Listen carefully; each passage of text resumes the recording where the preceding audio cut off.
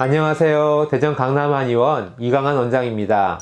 가만히 있는데도 양손이나 혓바닥이 떨리는 경우가 있습니다. 잠시 나타나는 경우는 괜찮지만 이런 증상이 지속되게 되면 혹시 파킨슨병이나 뇌졸중 전조 증상은 아닌가 하는 의심이 들 텐데요. 그러나 병원 검사에서는 특별한 이상이 없다고 나오는 경우가 많습니다. 이러한 떨림 증상이 지속적으로 나타나고 긴장하거나 불안한 스트레스 상황에서 증상이 더 심해진다면 이런 경우를 본태성 떨림이라고 부릅니다. 손이 떨리면 수전증, 혀가 떨리면 농설증이라고도 부릅니다. 무슨 증후군처럼 원인이 명확하게 밝혀져 있지 않은 떨림 증상을 본태성 떨림이라고 하는데요. 원인이 명확하게 밝혀지지 않은 병들은 유발 요인들이 다양할 뿐만 아니라 여러 가지 요인들이 합쳐져서 병을 일으키는 경우가 많은데요. 본태성 떨림도 그런 경우에 해당됩니다. 한의학에서는 이렇게 떨리는 증상을 오장육부의 기혈순환에 문제가 발생해서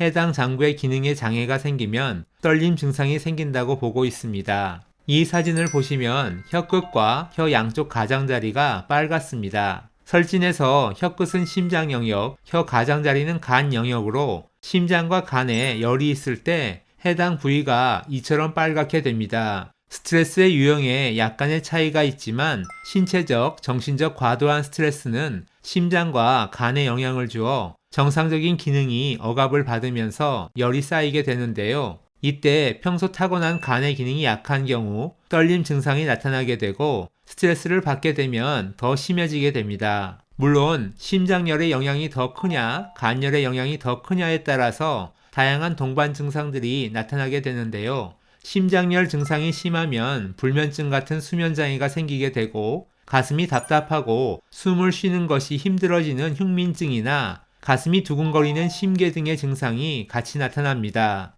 그리고 간열이 심한 경우 갑자기 욱하는 짜증이 자주 발생하고 간의 진액이 부족해져 간양이 상승하게 되면 간열이 상체로 올라가 머리에 영향을 주어 얼굴 부위에 여러 가지 증상들이 생길 수 있는데요. 눈이 쉽게 피로하고 건조하거나 충혈이 잘 되고 두통이나 현기증 그리고 어지러움증 등이 나타나게 됩니다. 치료의 경우 심장열과 간열을 내려주고 심신을 안정시켜 숙면을 취할 수 있도록 하면서 소화 기능 등의 이상을 같이 치료해 주어야 제대로 된 치료를 할 수 있습니다. 이를 위해서 약물 치료, 침 치료, 그리고 약침 치료 등도 같이 시행하게 됩니다. 지금 말씀드린 내용은 환자분의 체질과 증상, 그리고 병을 일으킨 원인에 따라서 달라질 수 있습니다. 저희 네이버 블로그와 유튜브 채널에 오시면 떨림 증상과 관련된 영상들을 많이 올려놓았으니 필요하신 분들의 많은 시청 부탁드립니다. 그럼 오늘도 행복한 하루 보내세요. 감사합니다.